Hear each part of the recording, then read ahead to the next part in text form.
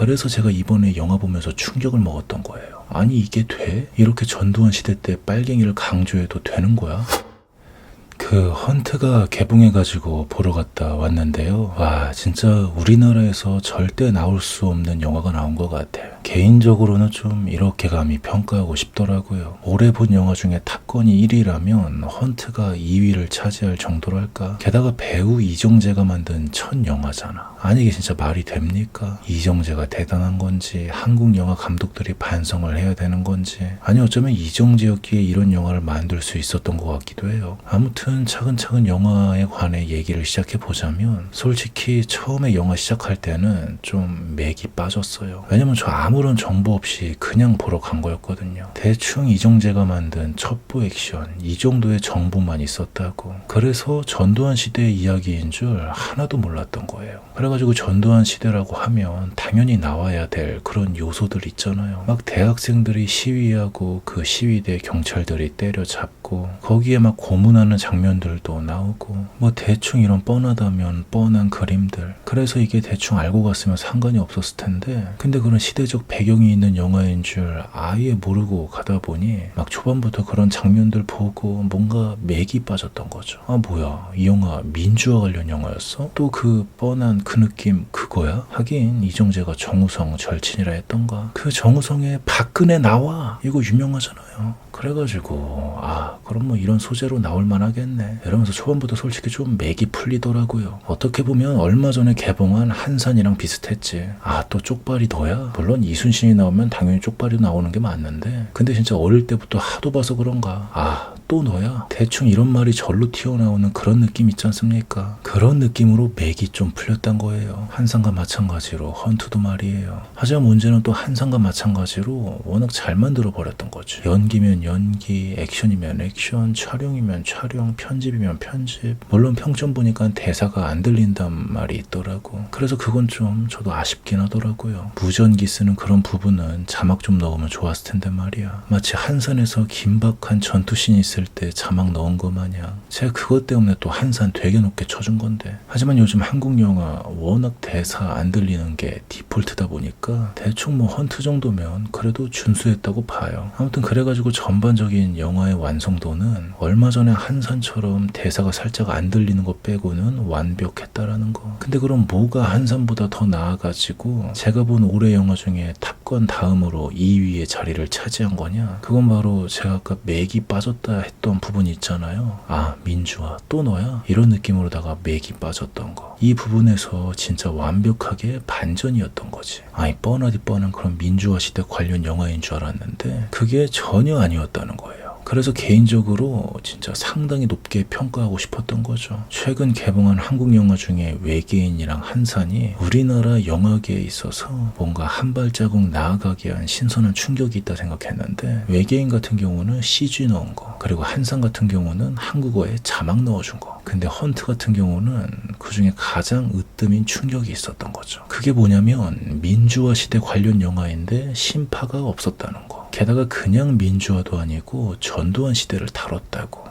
근데도 신파가 전혀 없었던 거예요. 그래가지고 영화 보면서 아니 이거 이렇게 만들어도 되는 거야? 이런 생각이 들 정도로 진짜 충격을 먹었다는 거예요. 왜냐면 이거 좀만 삐딱하게 보면 전두환 미화하는 거 아니냐 라고 따질 수 있던 민감한 사안이니까. 하지만 또 그렇게까지는 생각이 안 들게 진짜 묘하게 밸런스를 기가 막히게 잘 잡았더라고요. 그래서 비극에 대해서 정말 잘 표현한 영화가 아닌가 하는. 제가 좀 이런 영화를 보고 싶어 했었거든요. 맨날 그냥 민주화 외치는 선과 그걸 때려잡는 악의 구도뿐만 아니라 그럴 수밖에 없었던 안타까운 시대적인 비극도 보고 싶었다고. 왜냐면 북한이라는 존재가 있었으니까. 근데 우리나라 민주화 시대 관련 영화나 드라마 보면 알다시피 북한이 많이 감춰져 있잖아요. 진짜 이 비극의 원흉이 안 보이게 잘 숨겨져 있었다고. 근데 이번 헌트란 영화에서 그 비극의 원흉을 거의 최초로 제대로 드러낸 게 아닌가 하는. 물론 옛날 50 시절에는 그땐 뭐 맨날 나왔겠지. 근데 민주화 시대 이후로는 솔직히 그런 게 어디 있었습니까? 6.25 때나 나오지. 민주화 시대 때는 빨갱이가 안 나왔잖아요. 그 빨갱이 잡으려고 무고한 시민 때려잡은 독재자만 나오지. 그래서 제가 이번에 영화 보면서 충격을 먹었던 거예요. 아니 이게 돼? 이렇게 전두환 시대 때 빨갱이를 강조해도 되는 거야? 진짜 이렇게 깜짝 놀라면서 봤다니까. 물론 그냥 전두환 시대도 아니고 이게 아웅산 묘소 폭탄 테러 사건이다 보니까 당연히 빨갱이가 강조되는 게 맞긴 했는데, 근데 또 그럴 수 없었던 이유를 아예 모르겠다는 건 아니야. 실제로 무고한 시민들의 희생들도 많았으니까. 심지어 눈 시퍼렇게 뜨고 아직 살아있기도 하고 말이죠. 그러다 보니 빨갱이가 너무 강조가 되면 그분들이 입은 피해가 좀 희석될 수가 있다는 거예요. 그렇기에 정말 비극이라는 거지. 그래서 이 부분에 대한 중립적인 평가는 지금 이 시대에서는 섣불리 그 누구도 하기가 힘들다는 거예요. 그렇기에 최소 20년 정도는 지나야 이번 헌트에서 다룬 담론이 나올까 말까 할 정도랄까. 전 좀 그렇게 생각하고 있었거든요. 그래서 저는 빨갱이도 무조건 악당으로만 보진 않아. 만약 정말 당시 그 시대라면 충분히 그럴 수 있는 이유가 있었을 거라 본다고. 하지만 그 부분에 대한 담론은 지금 시대에는 못 나오지.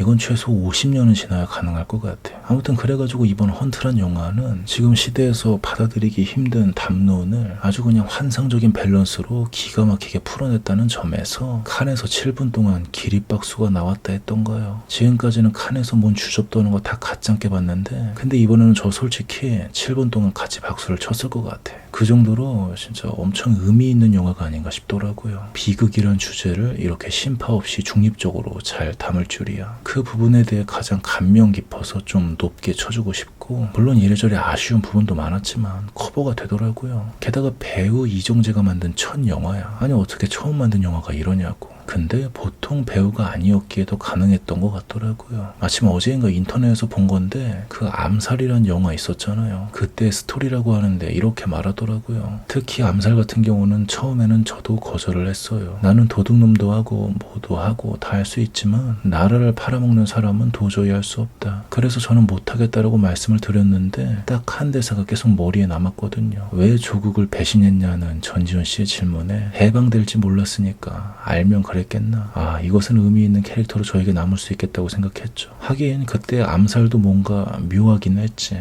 친일파는 당연히 절대 악으로 표현되는 게 국룰인데 뭔가 좀 약간은 달랐던 느낌이 있었거든요. 아, 이거 다시 한번 봐야겠다. 아무튼 뭔가 좀 남다른 배우인 것 같아요. 배역의 진심인 배우라고 해야 되나? 그렇기에 이런 영화가 나올 수 있었던 게 아닌가 하는. 그리고 또 배우다 보니까 자연스럽게 알았을 거야. 어떻게 찍으면 잘 나오고 어떻게 편집하면 잘 편집이 되고 막 이런 것들. 그러다 보니 영화의 완성도도 좋았던 게 아닌가 하는. 쓸데없이 실험정신 남발해서 정신 사납게 한 게 아니라, 왜냐면 솔직히 약간 그럴 줄 알았거든요. 뻔한 건 이제 지긋지긋하다. 나의 실험정신이 들어간 이 맛 좀 한번 봐라. 근데 다른 의미에서의 실험정신을 보여줬던 거지. 전두환 시대의 영화인데 심파가 없는 실험정신. 와, 이게 가능하다니. 거의 불가능한 영역을 걷는 거란 말이야. 그래서 원래 이거 헌트 각본을 이정재가 초고를 사가지고 다른 유명한 감독들한테 찍어달라고 부탁을 했는데, 근데 막 도망가거나 엄청 거절을 당했었대요. 아니 거절은 거절인데 도망가는 건 또 뭐야. 하지만 왠지 그 이유를 알 것 같지 않습니까? 아웅산 묘소 폭탄 테러 사건이라 아마 이 주제에 건들기도 싫었을 것 같아. 아무튼 그래서 이정재가 직접 맡게 된 거라 하더라고요. 그리고 놀라울 정도의 황금 밸런스로 잘 만들어버린 거지. 그래가지고 이정재란 사람 좀 다시 본 것 같아요. 솔직히 지금까지 딱히 별 생각 없었거든. 그냥 뭐 아우라 하나는 개쩐다, 대충 이 정도랄까. 근데 다시 봤어. 아무튼 뭐 대충 여기서 마무리하기로 하고, 전 좀 이렇게 봤다고요.